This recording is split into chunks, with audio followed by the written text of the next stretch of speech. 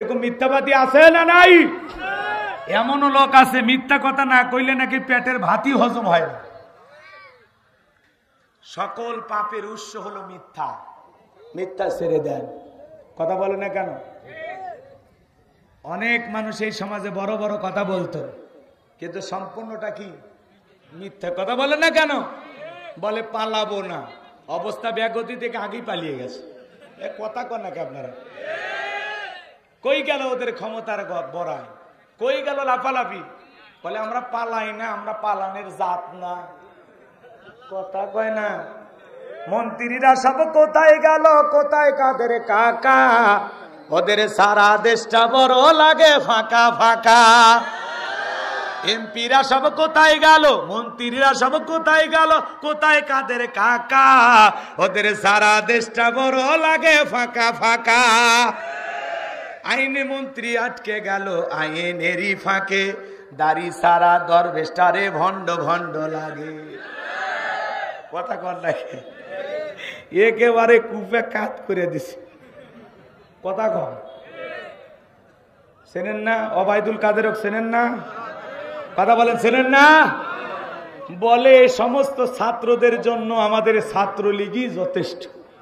এই কথা বলে পাবলিককে উস্কায় দিয়েছিল। কথা বলে ঠিক কি না? আজকে আমার ভাইয়েরা, সেই ছাত্রলীগকে বাংলাদেশ থেকে নিষিদ্ধ করা হয়েছে। কথা বলেন না কেন? একটু জোরে বলবেন আলহামদুলিল্লাহ। আর একটু জোরে বলেন। ছাত্র সংগঠন থেকে তাদেরকে নিষিদ্ধ করা হয়েছে। আমার ভাইয়েরা আনবেন, আমার ভাইয়েরা হৃদয়ের কান পেতে কথাগুলো শুনে যান। এইবার আবু জেহেল ডেকে বলে বেলালের বুকের উপরে পাথর চাপায়া দেয়। কয়েকজন যুবক মিলে বিশাল একটা পাথর নিয়ে আইসা একটা রুমের ভিতরে হযরত বেলালকে ঢোকাইয়া দিয়া বুকের উপর বিশাল বড় একটা পাথর চাপায়া দিল। আবু জেহেল মনে মনে ভেবে নিল এই পাথরের চাপার আঘাতে বেলাল মারা যাবে। এই কথা ভেবে কাফেরা চলে গেল। হযরতে বেলালের বুকের উপরে পাথর, হাতে পায়ে রশি দিয়া বাঁধা, এরপরেও জিহ্বা নাড়ায়া জিকির করে কার। চোখের পানি পড়তেছে, বেলাল তবুও জিহ্বা নাড়া আল্লাহর জিকিরি করে। ও গাই বান্দার বাবাজিরা, আপনাকে জিকির করার জন্য তো কেউ পিটাই না, মারে না? মারে? এই গোবিন্দগঞ্জের ভাইরা, জিকির করার জন্য আপনাকে কেউ মারে? মারে না। তারপরে আমরা আল্লাহর জিকিরি করি না। ভাই, জিকিরি করার জন্য আলাদা সময় লাগে না?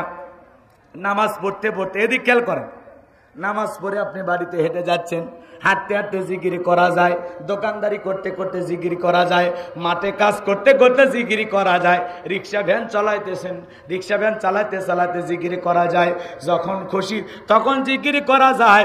জিকিরি করার জন্য আলাদা সময় লাগবে না। হাদিস শরীফের ভিতরে আসছে, যার জিহ্বাটা আল্লাহর জিকিরে ভিজা থাকবে, ওই জিহ্বাওয়ালা মানুষ কোনোদিন জাহান্নামের আগুনে জ্বলবে না। সুবহানাল্লাহ বলবেন না? আল্লাহ তাআলা বলেন, ফাজকুরুনি আযকুরুকুম ওয়াশকুরুলি ওয়ালা তাকফুরুন। তোমরা আমারে স্মরণ করো, আমি আল্লাহ তোমাদেরকে স্মরণ করব। কৃতজ্ঞতা প্রকাশ করো, অকৃতজ্ঞ হয় না। তাহলে সব সময় জবানে জিকির জারি রাখতে হবে কার? আমার ভাইয়েরা, হযরতে বেলাল জিহ্বা নাড়া আল্লাহর জিকির করে আর ডেকে বলেন, আল্লাহ তুমি তো সেই আল্লাহ, নমরুদের আগুনকে যদি ইব্রাহিমের জন্য ফুলের বাগান বানায় দিতে পারো, ও আল্লাহ তুমি কি পারো না? বেলালের বুকের উপরে পাথর থাকার কারণে তোমার মতো মালিকের জিকির করতে বড় কষ্ট হয়। আল্লাহ তুমি কি পারো না বেলালের বুকের পাথরটাকে তুলার মতো নরম বানায় দিতে?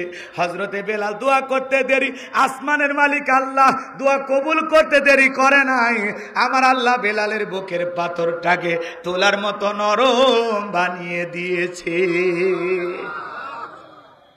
এইবার বেলালের নিঃশ্বাসের সাথে পাথর ওঠে আর নামে। আশিক রাসূল বেলাল, নবীর পাগল বেলাল, নবীকে কত ভালোবাসতেন জানেন? বিশ্ব নবী যখন মক্কা নগরীতে পথ চলত, হযরত বেলাল একবার ডানে যায় আর একবার বামে যায়। আমার নবী ডেকে বলে, বেলাল বুঝি না, একবার ডানে যাও আর একবার বামে যাও, ব্যাপারটা কি? হযরতে বেলাল ডেকে বলে, নবী গো, মক্কার কাফেররা হলো আপনার শত্রু, আমি মনে মনে ভাবি ওরা যদি ডান থেকে তীর নিক্ষেপ করে ওই তীরটা যেন সর্বপ্রথম বেলালের বুকের ভিতরে ঢোকে, আবার যদি বাম থেকে তীর নিক্ষেপ করে গো নবী ওই তীরটা যেন সর্বপ্রথম আমি বেলালের বুকের ভিতরে ঢোকে। আমি বেলাল মারা গেলে ইসলামের ক্ষতি হবে না, আপনি নবী মারা গেলে ইসলাম আর মাথা উঁচু করে সামনের দিকে দাঁড়াতে পারবে না। নিজের জীবনের বিনিময়ে বিশ্ব নবীকে আগলায় রাখতেন বেলাল। তারা ছিলেন সত্যিকারী আশিকে রাসূল। সাইনবোর্ড লাগালে আশিকে রাসূল হওয়া যায় না। ব্যানার বানায়া গেট বানায়া 63 দিন ঈদে মিলাদুন নবী পালন করলে আশিকে রাসূল হওয়া যায় না।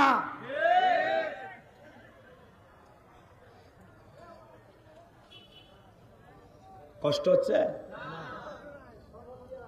সত্যিকারে আশিকে রাসূল কারা? বেলালের মতো শত নির্যাতন জুলুম সহ্য করেও ইসলামের পথে ইমানের পথে টিকে থাকবে যারা। আপনি নিজেকে মুমিন দাবি করতেছেন, পরীক্ষা না দিয়ে জান্নাতে যেতে পারবেন না। কথা কয় না। আল্লাহ বলতেছেন মানুষেরা কি মনে করেছে ঈমান এনেছি কথা বললেই ছেড়ে দেওয়া হবে? তাদের কি পরীক্ষা করা হবে না? সূরা আনকাবুত কথা বললেন না কেন? কোন সূরা? ঠিক ঠিক, আপনিও ঠিক আছেন, আমি যেটা বলতেছি ওটাও ঠিক আছে, দুইটাই ঠিক। কষ্ট হচ্ছে আপনাদের? বিরক্ত হচ্ছেন? আমার ভাইয়েরা হৃদয়ের কান পেতে কথাগুলো শুনে যান। আমি যে কথা বলতে চাচ্ছিলাম এদিকে লম্বা করতে গেলে আরো লম্বা হবে, আপনাদের কষ্ট বাড়তেছে মনে হয়। আমার ভাইয়েরা নবীজিকে হযরত বেলাল কত মোহাব্বত করতেন, ভালোবাসতেন। আমি যদি বলতে যাই আরো অনেক লম্বা হবে, আমি লম্বা করতে চাই না বাজান। বেলালের ওপর নির্যাতন জুলুমের খবর বিশ্বনবীর কান পর্যন্ত যখন পৌঁছে গেল, আমার নবী ডেকে বলে, আবু বকর বেলালের নির্যাতন জুলুম আর সহ্য করতে পারি না, এত কষ্ট বেলালকে দেওয়া হচ্ছে, যাও যাও তুমি আমার বেলালের জন্য একটা কিছু করো। হযরত আবু বকর সিদ্দিক রাদিয়াল্লাহু তাআলা আনহু কয়েক গুণ দাম বেশি দিয়া গোলামীর জীবন থেকে হযরত বেলালকে আজাদ করলেন, মুক্ত করলেন। বলুন আল্লাহু আকবার। এই যখন ইসলামের অবস্থা, একদিকে সন্তান হারানোর ব্যথা, অন্যদিকে সাহাবায়ে কিরামদের উপর জুলুম নির্যাতন, এই জন্য নবীজির মনটা ভীষণ খারাপ। আর নবীর যখন মন খারাপ, নবীকে সান্ত্বনা দেওয়ার দায়িত্ব কার? আর একটু জোরে বলেন কার? আমার আল্লাহ ডেকে বলে, জিবরাইল আমার বন্ধুর মা নাই বাবা নাই, আমি ছাড়া আমার বন্ধুর কেউ নাই। এ জিবরাইল আর করিস না দেরি, লাহু মাহফুজ থেকে সূরা কাউসার নিয়ে যায় আমার বন্ধুর উপরে নাজিল করা তাড়াতাড়ি। এইবার জিবরাইল আসলেন, আমার নবী ডেকে বলে, ও সাহাবীরা শোনো, আনাস তোমরা তো জানো আমার মনটা কেন খারাপ, কিন্তু আমার মুস্কি হাসি দেওয়ার কারণ হলো এই মাত্র জিবরাইল আসমান থেকে এসে আমার উপরে সূরা কাউসার নাজিল করলো। বলুন আল্লাহু আকবার। সাহাবায়ে কিরামদের নির্যাতন আর সন্তান বিদায় নিছে, এই জন্য মনটা খারাপ, কিন্তু মুস্কি হাসি কেন দিলেন? কারণ সূরা কাউসার জিবরাইল নিয়ে এসে সুসংবাদ দিয়েছেন। সুবহানাল্লাহ। আচ্ছা আপনারা 12টা বেজে গেছে নাকি আবার বৃষ্টি আসছে?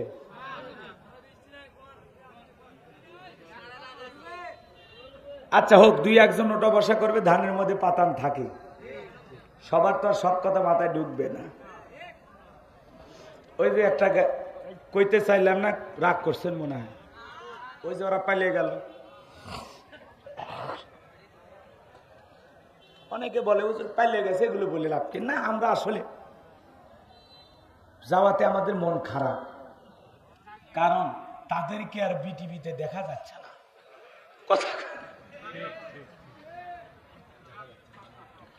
ওই জন্য তো বললাম, ওরা আইন বানিয়েছে, এখন ওদের আইনের জালে ওরাই ফেসে যাচ্ছে। কথা কন না কেন? ওই যে কি বললাম ভুলে গেছে, আইন মন্ত্রী আটকে গেল আইনেরই ফাঁকে, দাড়ি সারা দরবেশটারে ভণ্ড ভণ্ড লাগে। শুনেছি ভাই কত নেতা নেত্রী হয়েছে গ্রেপ্তার, শুনেছি ভাই কত নেতা নেত্রী খাইতেছে ভাই ডান্ডা, বিচারপতি কালামানিকের ফাটিয়েছে নাকি আন্ডা। পলকেরও ঝলক গেল, পলকেরও ঝলক গেল, থামিয়ে নেটের চাকা, ওদের সারা দেশটা বড় লাগে ফাঁকা ফাঁকা। কোথায় গেল সংসদেতে মমতাজের গান, কোথায় গেল হযরত বলা স্বামী ওসমান। খেলা হবে, খেলা হবে। কি ডায়লগ দিত আজকে আছে ওরা, কথা বলেন না কেন? কোথায় গেল আরাফাত আর ব্যারিস্টার সুমন, কথা বলার সময় ওরা করেনি ওজন। সুমন সাহেব গ্রেপ্তার, কথা কয় না কেন? ব্যারিস্টার সুমন কোন জায়গা? জেলখানায় 5 দিনের রিমান্ডে। যে ফেসবুক লাইভে এসেই বলতো পরম করুণাময় সীম দলে আল্লাহর নামে শুরু করছি, আমার 5 দিনের রিমান্ড মঞ্জুর হয়ে গেছে। যারা এই দেশের কোরআনের পাখি বিশ্ববরণ্য মুফাসসির আল্লামা সাইদি হুজুরকে ট্রাইব্যুনাল গঠন করে মৃত্যুদণ্ডের রায় দিয়েছিল, এই ব্যারিস্টার সুমনও তাদের সাথেই ছিল। কোরআনের পাখিকে বিদায় করে দিয়েছে, আজকে দেখো তোমাদের অস্তিত্ব খুঁজে পাওয়া যাচ্ছে না। আলেমদের উপরে নির্যাতন করে, নিরীহ মানুষকে আয়না করে বন্দি করে, মিথ্যা মামলা দিয়া অন্ধ মানুষকে পর্যন্ত গাড়ি পোড়ানোর মামলা দিয়েছে। শয়তান পর্যন্ত বলে, আমি এটা বিশ্বাস করি না যে অন্ধ মানুষ গাড়িতে আগুন লাগাই।